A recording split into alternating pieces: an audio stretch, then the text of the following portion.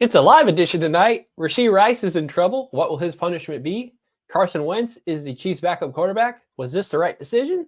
J.K. Dobbins was spotted in KC. Will he sign around draft time? Chiefs still might want a wide receiver. Who are some names they could be seeking? All this more on Gridiron Gambit. Welcome, Chiefs Kingdom. Thanks for tuning in to this Red Kingdom Media production, bringing you raw, authentic Chiefs coverage. Make sure to like and subscribe to stay up to date on your team. Now sit back and enjoy the show.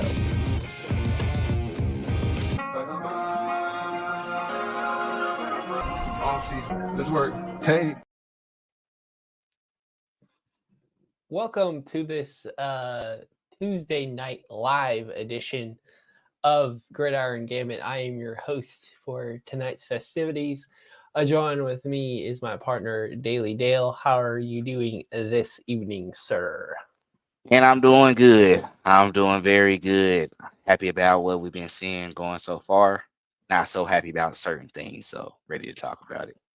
Yeah, we've seen a lot of some random news pop up, and the big story of the afternoon and throughout the weekend is the first topic that, of course, we have to start with. Rashee Rice was allegedly involved in a car crash in Dallas, Texas. His representation, basically put out a nothing statement. And it also came out today that he admits that he was involved within the incident itself.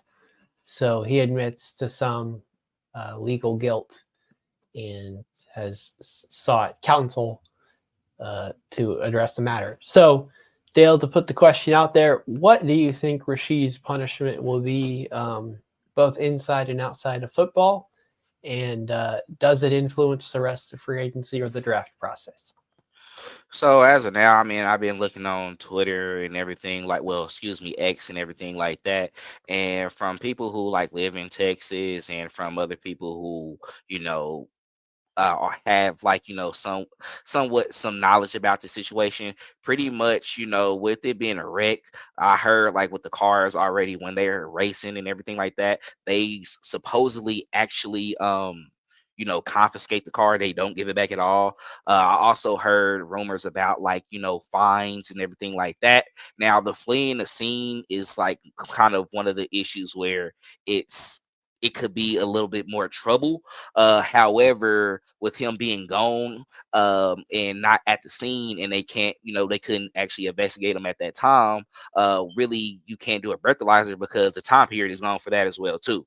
So, at this point, pretty much it's just it seems like it's just going to be really a fine on the legal side of it. Maybe probably get sued for some people that was actually involved in the situation, and so it might be legal matters to where it's more probably financial. So I think he'll have trouble with that, but I think he'll end up getting it resolved, which is why he got the lawyer as well too, right, to represent. And on the NFL side of it, I think it's going to be more of, Roger Goodell. He picked up the case now, so I think they're going to review it. They're going to see, with it being no deaths, I think that's the biggest thing, when you compare it to the Henry Ruggs situation or even Jalen Carter. Deaths was involved in that. In this case, no one passed away, luckily, and we're grateful for that. And I'm definitely praying for those who were involved in it. But at the same time, that didn't happen. And at this point, it's really no hard evidence to put it on him, because we don't know officially if he actually drove the car. So in this case, I think when they review, it's okay, we're going to look at it. There were injuries. No one did die. It looks like he's handling the matter right now. He actually contacted them within the next day, made sure he had legal representation. So I think it's just going to be hey, it might be a punishment to where we're not condoning the situation from the NFL. And I think at the most, it would be a 6-game suspension. And then at the least, I would say 2 to 3 games.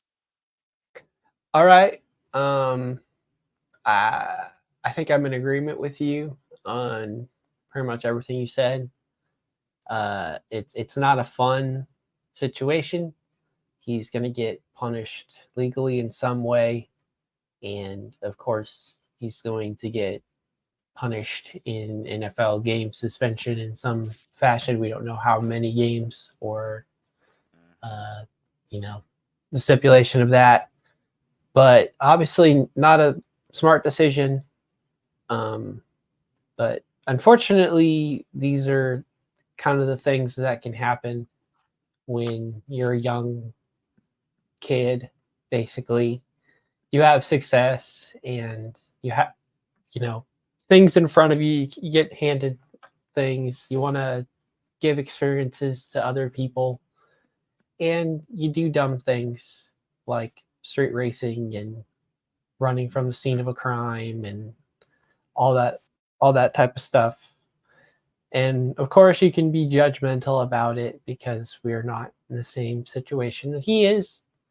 But you hope that he uses this as a learning experience and goes into situations with a different mindset now, allowing you to be more empathetic and respectful of other people's time and livelihood, basically.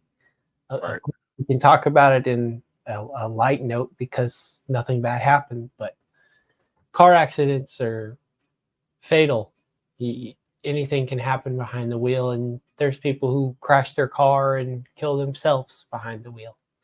Right. So unfortunately, people forget sometimes and need to be sure that they're careful and realize that they are human and they can make mistakes, and their mistakes can be costly both to themselves and to the other people around them. And Rashee is going to get punished, no doubt about it. Mm-hmm. There shouldn't be anybody out there who says he deserves no punishment at all, regardless of he was driving or not. The idea he wasn't supposed to be letting other people drive the car is a completely other issue. Either way, there was rules and laws not being followed, and karma just caught up to the situation. Right. So regardless of the outcome, Chiefs Kingdom has to get used to Rashee Rice not playing a certain amount of games, but don't let it hinder the image that we already have of him and the stardom that he was already building. And sometimes you need like a gut punching mistake to happen to you for you to grow up or realize that you're just as human and vulnerable as everybody else, and it can humanize you and bring you back to earth, so to speak. So I really hope this is, Rashee's come to Jesus moment. Right. And he doesn't use this as an excuse or let this hinder the good things about his character, but just realize not to let the wrong people influence his life and hold himself accountable, really, because all of this is on his shoulders. No matter what the outcome is, it's his name that gets thrown out throughout all the news. It was his name being thrown around during Easter Sunday for the NFL. So And just to add to that as well too, like there has been like rumblings and talks about like why he actually failed in the draft as well too, and some of it was from like off the field issues. Now he wasn't just someone who was just a complete hoodlum and getting in trouble or anything like that. It was more of like, sometimes you get caught up in certain situations to where it's like, okay, you got in trouble for it. And I'm not gonna lie, I remember my time in college as well too. Promise you, never got in trouble throughout high school, but you got to college and you be kicking it with some people and everything like that. Like, right. It's like rules you got to follow, and you kind of get in trouble for some stuff. So you kind of get that stuff on your record. And I think it was something like more towards that, because if it was worse, he would have been, probably dropped from SMU, a long time ago. So I think it was just now it's just he has to actually thinking about what he's doing out there in the regular world with other people. People are watching you. People are, going to be judging you as well. And you're going to have to be mindful of what you're doing when you're, making these type of decisions. So yeah, take the little slap on the wrist that's going to happen. We can, cry and moan about everyone else probably having lesser punishment, but at the same time, you have to think about what you're doing on your end and what you can do to actually fix that. So keep your head up. Good job for, even though it was the next day, good job by just going out, getting some representation, speaking forward on it, and actually trying to handle this issue diligently. And then to piggyback off that, because you made a good point of like high school to college, let's not forget that Rashee is literally 1 full year now removed from college to being out on your own. And let's just talk about like how much of a culture shock that is when you are like fully out on your own, 100% not a student, and have other obligations that keep up your time and keep you busy other than what you have to do for your athletics or your work or your studies. So that is also a major issue, is now that you have all this free time and especially money to kill, you just go crazy with it. And if you're not balanced or have proper training and classes with finances and time management and skills like that, you suffer. So it's clear that it's clear that Rashee need some growing up to do. And like I said earlier, I hope that an event like this is enough to happen very quickly. But if it's not, we're going to see the development of Rashee Rice with the Chiefs. And of course, if anything goes wrong, we could see that change. But I think as long as everybody remains truthful in the situation, I don't think we're going to see anything drastic happen with Rashee before draft or this season or anything like that within this year. So let's go ahead and move on to our second topic of the evening. So we saw that Carson Wentz was indeed signed to the Kansas City Chiefs on a 1-year deal to be their backup quarterback. There was some talk that could have happened last year, and Right. ultimately did not happen. So that's where Blaine Gabbert became the de facto backup quarterback for the Chiefs. And we saw how the end of the season played out with him and how obviously the Super Bowl ended up. But now that Carson Wentz is a year past that, he clearly accepts his role as a backup within the NFL. He knows the reclamation projects, so to say, that Andy Reid can do for quarterbacks in his system. And obviously the Chiefs love adding to the quarterback room in itself. So Dale, how do you feel about this move? And if you're not exactly pleased with Carson Wentz, who is another name that you would have preferred in his place? I'm not gonna lie, I'm fine with it. I mean, he's a former Super Bowl champion. Did he actually play in that Super Bowl? No, not going to say anything about it. Nick Foles led the way, but he was a big part of them, going 11-0, everything like that, and actually winning. So he was someone who was, he was a starter in the league. He did well, in my opinion. He had some games where he definitely flashed, and he showed that he can actually lead a team. But this is nothing new with the Kansas City Chiefs going after a veteran guy. I mean, this is a team who had Chad Henne for like 5 seasons before he actually retired. Didn't have a great career before that. Played in Jacksonville and also Miami as well too. And he had more interceptions than he had touchdowns. But when he got on the squad and he was backing up Patrick Mahomes, he came through when we needed him to.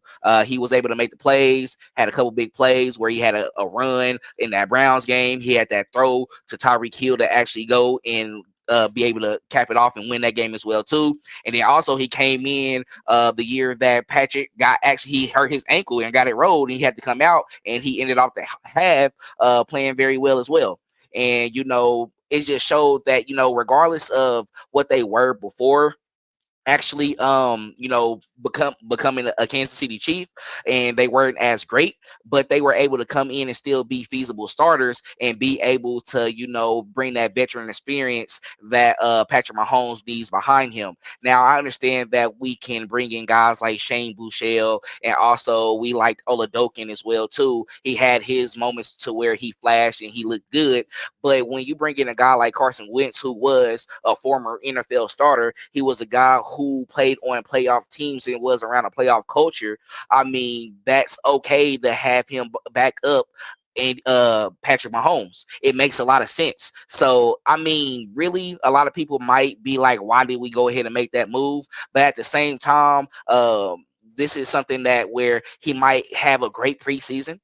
We didn't saw guys like Blaine Gabbert, who actually came in and was like, dang, his deep ball kind of looked good in that. I mean, I know it's against backups, but it's like it's little things like that other teams see and be like, I might need this guy down the line, just because we don't know if our starting quarterback is going to last due to injuries, or we don't know how they're going to handle that situation. So we might need someone who can come in when we need them to probably keep the ship rolling. So at the same time, I think this was smart. Andy Reid, he was fond of Carson Wentz as well too, and he's a part of a team that he went into that system and he was playing for a guy who he had on his coaching staff in previous years and actually took over after Andy Reid left. So it made sense where it's like you're somewhat in still. We run somewhat of the same system, and like you will be like a pick and plug player when we need it. So say if something was to happen to Pat, we know Carson Wentz is like, well, you're playing with Andy Reid. You got Travis Kelce. I mean, our defense is doing pretty good. You just go out there and you put up some points. I think that's what the Chiefs looking for. We need somebody who can come in those moments, because Patrick is a competitor, and we're not wishing nothing upon him, but we know that it's like, if anything, he's not going to try to be out for a season. So if you need to be ready for these 2 or 3 games and you can win these 2 or 3 games, come on in. We'll take you.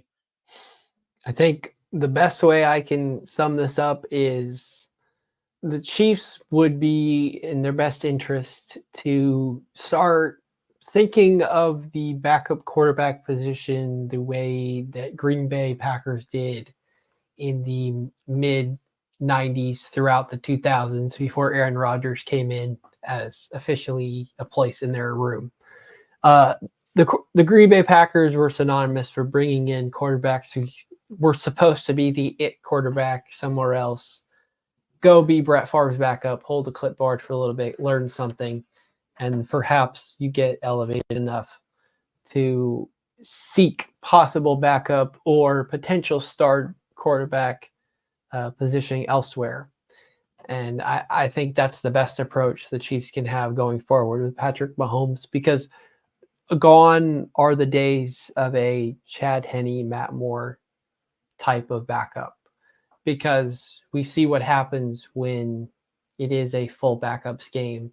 If the Chiefs weren't a defensive team, that last game of the season doesn't end the way it does because Blaine Gabbert was really struggling to get just about anything going.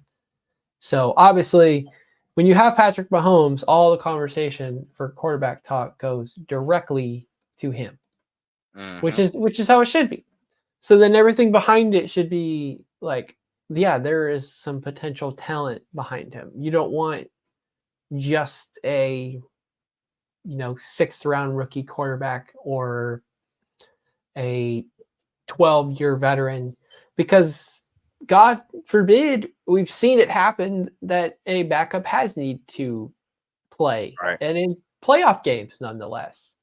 Right. So you want a quarterback that you could at least somewhat feel confident in and tap into a version of themselves that's their best, even if it's in the past, because Andy Reid and just working with Patrick Mahomes in the same room and communicating to each other, like you said, would bring that competition levels up in Carson Wentz and potentially have him play the most pacified version of himself, while also feeling like, I can blend in here because Patrick Mahomes he's a gunslinger, and so am I, and realized that Andy Reid loves that about Patrick, so he likes that about me.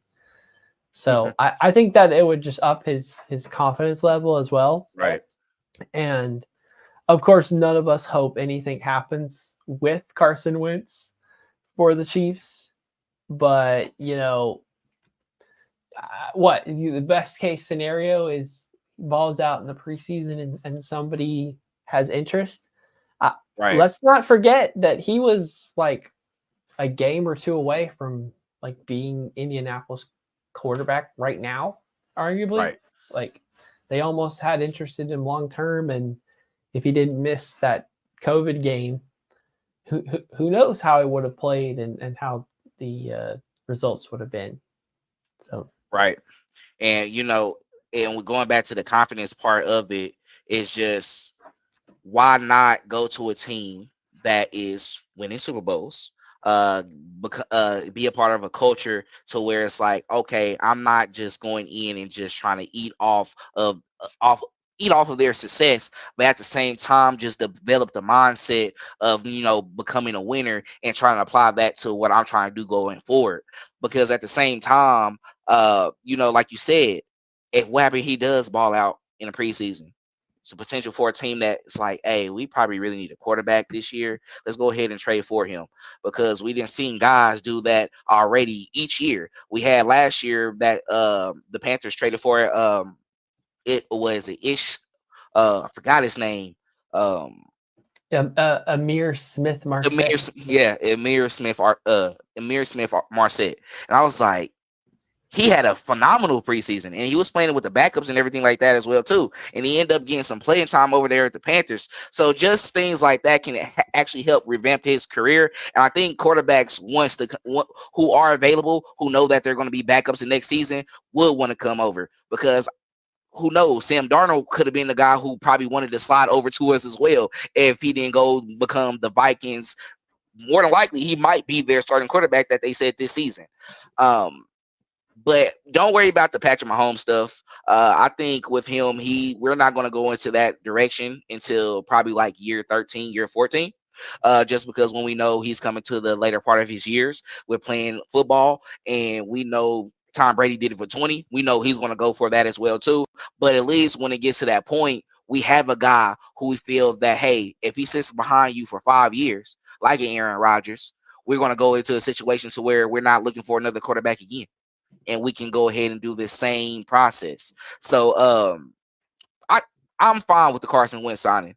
I think that was great on the organization. He's not going to be as much, so we don't have to worry about that. We can keep on talking about the salary and spending money on these guys. The Chiefs are fine. They know what they're doing, and we'll talk about that later coming up as well too, because we had another guy visit today. So they're trying to make moves, and I think they're like, okay, we're going to try to go ahead and overhaul on this offense and get that part of get that strategy going back in hand, because we got our defense solidified. Right. So before we move on, I'm just gonna, for our audio listeners right now listening to the podcast after the fact, we're live in the video format, so we're gonna go through these comments real quick to catch up and try to get them mentioned throughout what we're going with. So Brother X, thanks for joining us on our YouTube channel. Appreciate the love, my dude. We will continue to go. Does this put you back at square one? I'm going to guess that has to do with Rashee Rice, and I don't think necessarily. We're going to talk about that in the last segment when it has to do with wide receivers, but it may up the urgency of it, or them, think of when to get that pick selected. But thanks for the comment. I don't know what I was correct about, but appreciate the positive reinforcement. Clearly, you don't seem too happy about Wentz, so let us know why you are crying about it. We were pretty happy about the move. So, but thanks, Brother X, for checking in, and anybody else who's listening after the fact. If you want us to do more live podcasts and want to be involved in the live chat, let us know. And hey, that's my boy, man. That's my boy. Thanks for tapping in. That's right. So that being said, Thank you all. I hope you all like and subscribe. Follow us on all our social media platforms at Red Kingdom Media. Give us 5 stars if you're listening on Spotify and the audio podcast. We're on TikTok. We're on X. We're on Facebook. We're on all the social media platforms. You can also subscribe to our Substack. We've got daily articles that go out Monday through Friday. We've got some blitz briefs that drop whenever we get some breaking news, like we may or may not get, besides what we've already seen so far. And also we've got some paid articles. So if you're interested in being a paid subscriber, hop over there and show us your support. Right. Mike, I'm just upset y'all got it. Oh, I see. Well, his value wasn't necessarily high. So, I mean, I don't think there was going to be a lot of other coaches that were going to try to do a reclamation project on Carson Wentz at this point in his career. So let's move on to the third topic of the evening. So we've got JK in KC. And before I even bring up J.K. Dobbins, I, of course, have to bring up that Clyde Edwards-Helaire officially signed a 1-year deal to come back to the Chiefs. And all this news was happening as the Chiefs had J.K. Dobbins in Kansas City on Tuesday to bring him in, and it looked like a potential signing was in the works. However, we obviously know that nothing happened the day of now. So, obviously, with Clyde on the roster as well, that gives you at least 2 starters and 2 starters who were already on the roster last season. Do you believe, Dale, that J.K. Dobbins is still in play for the Chiefs? And if so, would adding him be kind of the final piece for you to think the room is complete? Oh yeah, I think he's definitely in play right now. I really felt that when he came in, I thought, in my opinion, was more of a physical to see just where he's at, because we know when he's healthy, he's one of the best running backs in the league. We actually, in my opinion, we took Clyde over him as well too, and with the signing, it was like we did it again. But Clyde over a lot of guys, so like, right, you can't do that like DeAndre Swift, all of them. But at the same time, I just felt like with adding him, it would just completed what we actually needed in that running back room. Because when you think about it, we were all worried about who was going to be the replacement of Jet McKinnon and everything like that. But we only really had Isaiah Pacheco, who was going to be the number 1 guy. We had the other running backs who was a part of the room as well, too, with Piron and also Deneric Prince and everything like that. And we just actually signed Lewis Rees Zammit, but we still trying to figure out what he's going to do, because he came in that international pathway, right? But just adding in JK, you would have had Pop, JK, and Clyde. In my opinion, Clyde didn't have no market. That's why he had to come back. And It made sense. And why not come back to a team to where you won 2 championships with?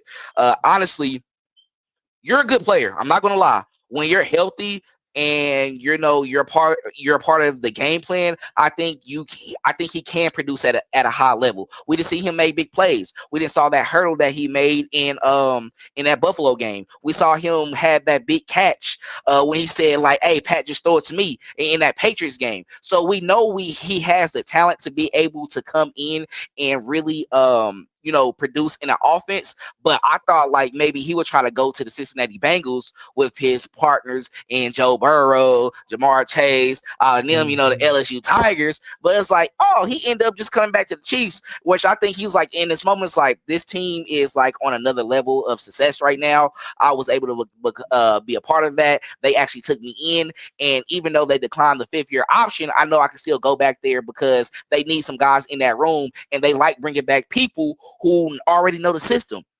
And I feel like he know his place with being either the running back 2 or the running back 3, and Pop is running the show. But with J.K. Dobbins coming in, I think with him, we already know that he's capable of being the number 1 running back on any team.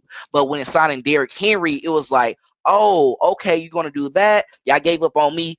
They had every right to, J.K. I'm not going to lie. You came into the season having all these injuries, like into the NFL, having all these injuries. You haven't had an injury you haven't had like a game where a season where you played all games.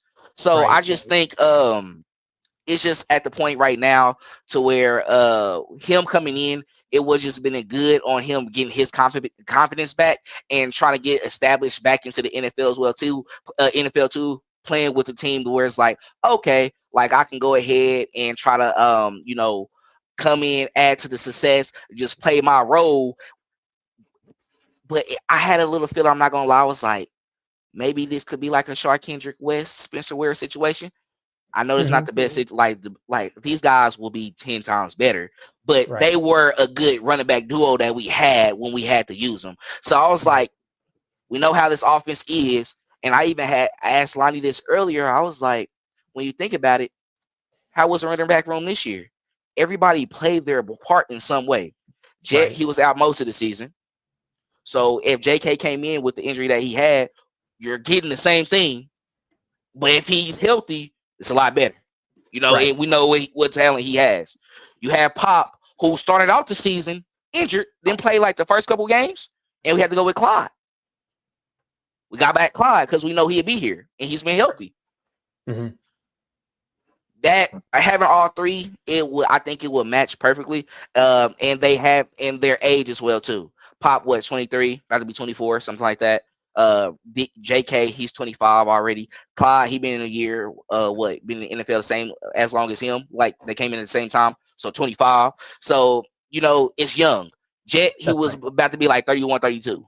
So really going away from that, I think it made sense to like go after him, see what what's going on. And then Taylor said already as well too, like, hey, it's a chance that he's a late offseason acquisition as well too. So I can see the Chiefs doing that after they went through the draft. They filled pretty much every position that they wanted, and they still have a little bit of money over to go ahead and see what they can do with JK.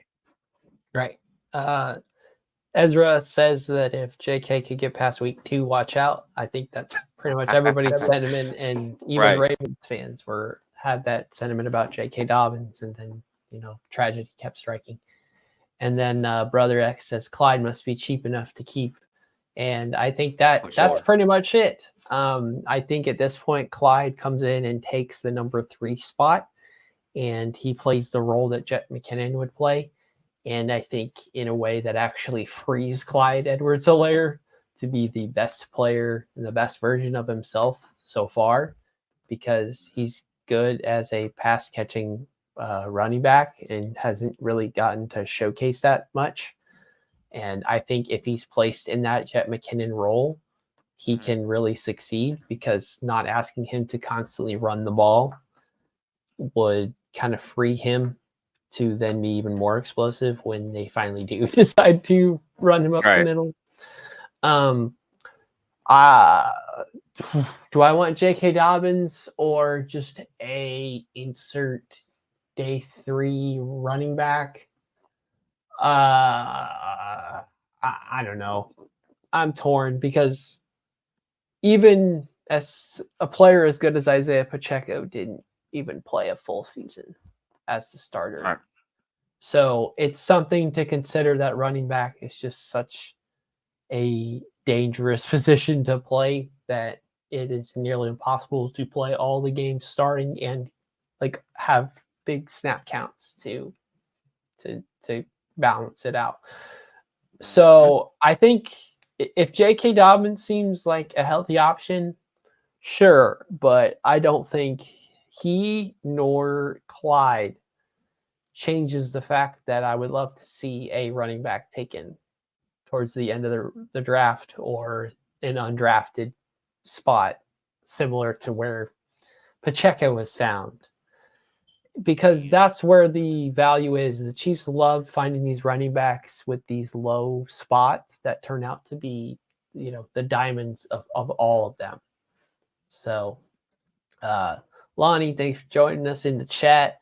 I don't like J.K. Moog has been healthy enough. Being a healthy driven position, I don't see it making sense. Yeah, I'm kind of in that spot as well, just because of running back in general is hard to stay healthy at. But I'm not opposed to bringing him in at all. Like, if he was brought in and they still wanted a 4th running back, I don't think I would, be upset by that decision. Lonnie being petty, that's all. He's being petty. We had this argument earlier. Stop. It's a low risk, high reward. I don't care what you're talking about. He needs, if he's available, he's a great option to come on the team. And what Dale is tired of the draft talk when it comes to running back. Yes, like we're gonna keep on hit on this position. Y'all gonna keep on getting mad why we not signing him. That's why I think he's trying to make a lot of moves right now. He's Well, like, I yeah, every mean, time y'all say something, every we time hit I on a can't pay running back everybody. in the first round and it didn't work out. So everybody else has been late round picks, and those do work out. So Chiefs are going to follow the pattern, and the running back is a position that, I mean, every 4 or 5 years, you better be looking for a new starter because the Yeah. legs are going to run out at some point. It's sad, but it's true. So, yeah. Yep. Anything else you want to talk about the running back position before we go on to our final topic of the evening? Well, all I gotta say is, man, a running back position. That's why they're going through what they're doing right now, and why the market is not the same. Just because that with that in that position is so interchangeable. People who come in, they have a success early, and then they make a lot of great plays, and then they end up taking over that role. We kind of saw that happen with Dalvin Cook, right? Got hurt for a little bit, not even as bad. Guess who took over that spot? Madison. And then guess what? He's on the market right now. So the lifespan as a running back, I'm just staying on the team in general, it's not the same as what it was back in the day. So really, we do need to get prepared for this. But the JK move in general, I think it was just going to be something to where it's like, okay, if we hit on this, we hit on it, and then guess what? It's helping with the three-peat process as well too. So that's pretty much it. We'll see how it goes. But as of now, he left the building. It's a chance that he might not even be available this late offseason, because they said his market is starting to pick up. Scared him to somebody else. That's absolutely true. All right. Y'all going to give up Isaiah next year? I mean, we're kind of, go back and listen to some of our other things. We've said that, based on how running backs are, we might need to think about that. But don't be thinking about it, because it might make you sad or upset. Right. So don't think about it in that regard, but just don't think about the situation whatsoever. You have to be serviceable. I mean, yeah, that's a running back for you. And I think the Chiefs would excel when and if they have a dominant running back in position. I think Isaiah Pacheco shows flashes of that, but if he could be like dominant pass catcher, then he would be in there, nonstop. So there's still some development to be had on his behalf. All right, last topic of the evening. We've got the pick your wide receiver. So Dale, obviously with the Rashee Rice news, we have to bring it up, and we don't know any more about it. So we'll be following that story more as details come along. Not going to be speculating anything at all, but we know how this fan base, and in particular, maybe even the team, can react to storylines about wide receivers and whether or not they happen near or on draft night. So with that being said, the Chiefs were already being mocked several wide receivers near 32 or directly at pick 32. And, of course, we're hearing the Brandon Aiyuk trade news, but it seems like the teams and him would like to make the contract work at some point, but obviously the Chiefs love the talent and would love to pick him up. So throw out a name. We can play back and forth. Who is a wide receiver name in the draft or potential free agency that still excites you, that you say, get him, and based on who you say, I'll ask you a follow-up question. All right, I say free agency, get go ahead and get Tyler Boyd, and then if you're going with draft, feel like a lot of people are not going to let us try to get Xavier Worthy. A lot of people are talking about Adonai Mitchell. I might go with a guy like Lad McConkey. I will be fine with that, just because I think with his route running ability, seeing what he did on film and at the senior camp and everything like that as well too for the Senior Bowl, I just see a lot of potential in him where it makes sense, and I feel like he can come in and thrive in the system, and he can be a reliable option. Now, I think we're just looking to get that guy who can be a deep threat option, of course, right? Someone who's very fast. We're kind of missing that, and I would definitely love to add that. But Tyler Boyd, he's a known slot receiver. I think it would make sense to bring him in, especially with him being someone who's a vet who has been in the league.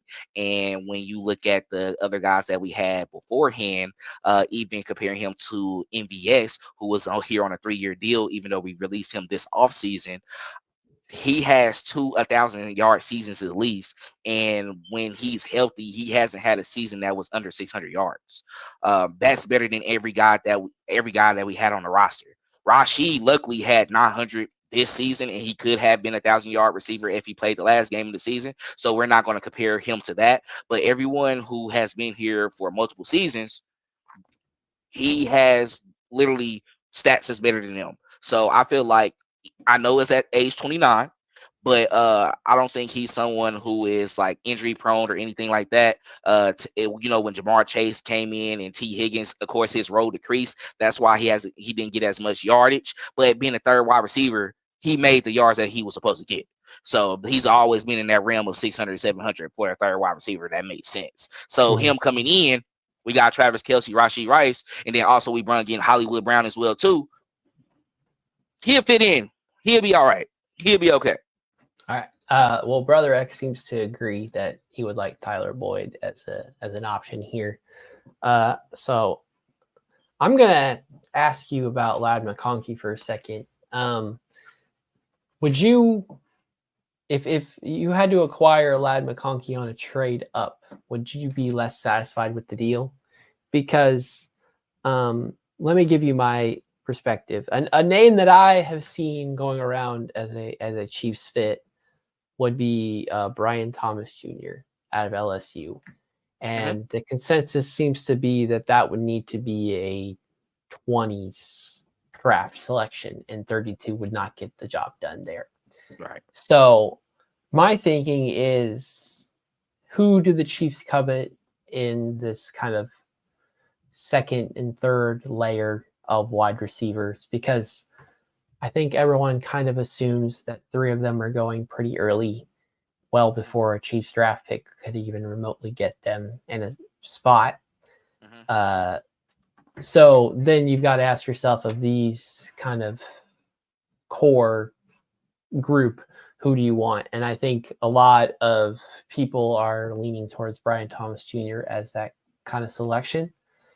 And I think with him, it would require a trade up. So let's say, from your perspective, Dale, do you want to trade up for a guy who's thought to be a little better than Ladd McConkey and have to give up, let's say, a 3rd round pick to do that? Or do you just want to stay firm, take Ladd McConkey at 32 and hope that 3rd round pick is something? If you can do that, if this guy is just electrified, and I didn't see his highlights as well too, like, it makes sense, because we had this conversation last week about that, right? I don't care about losing that 3rd round pick and going up for him, because really, when you go into this draft, a lot of people are very thirsty in getting a wide receiver. Like that, the people are saying get a wide receiver in free agency and draft 2 still. And y'all know how I feel about the room right now. Like, I don't care what y'all talking about last year. When we put in the names that we got right now, and you go back, it's like, I'm not trying to go into this situation again and we need to have 7 wide receivers on the roster. No, y'all ruined it. Y'all sucked. Not happening again. We're going to play guys max. Yeah, like, no. Pat need to focus on these particular guys who are going to be effective in the offense. I'm not doing that again. So right. I want to get the best of the best. Right. So if we got to trade up for somebody like Brian Thomas Jr. to where it's like, okay, you got Hollywood, Rashee, Brian Thomas Jr., and then we already know we got Justin Watson, and from there you can pick from Sky, KT, even Remigio as well too, who I'm very highly on. I'll really be fine. Like, I'm not thirsty at all.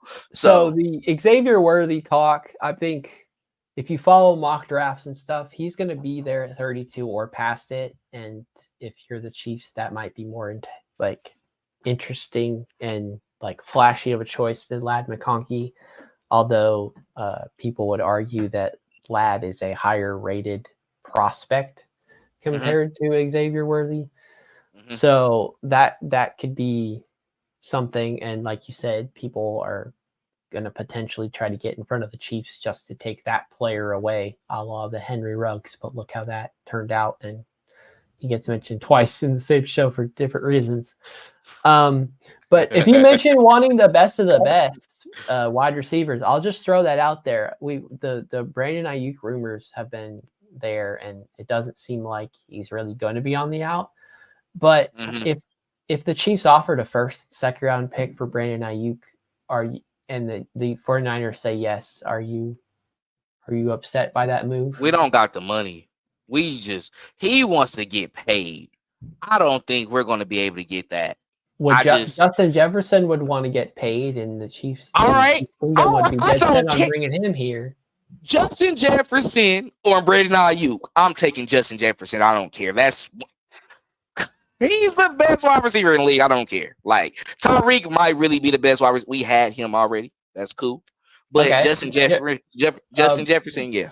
Brother X asked, "What about T. Higgins? Is he in that same conversation?" He's not, because he wants $20 million. He wants to be paid. I might not do that too because I was talking about it with Lonnie. I was like, honestly, like if the money was right and he would want to like actually work something out with us, yeah, I'll be okay with that because he would be someone who can contribute like early on. But he does have that injury history as well too. So really, I don't want to speak too much on that, but I would like to have him. But I don't want to give up any compensation because with what's going on with the Bengals right now, they're not trying to pay him. They're not trying to trade him. You're going to have to let him walk eventually, though. Right. So if that opportunity comes about later on in the future, I'm okay because he's 25. And next year, they might just be like, hey, you can go ahead and go. And then maybe that's when we can open the discussion about that. Right. All right. So if y'all get Brandon, that's straight Madden. No kidding. Lonnie, I was going to say that. Brandon wants money. It's not worth it. We'll see about that. He cooked the Darius Sneed in the Super Bowl. Brandon over Jefferson, just more consistent. Sure. So someone Xavier Legette, bigger body, tested the best pro J. I mean, I think he's like a day 2. Yeah, I heard he was day 2.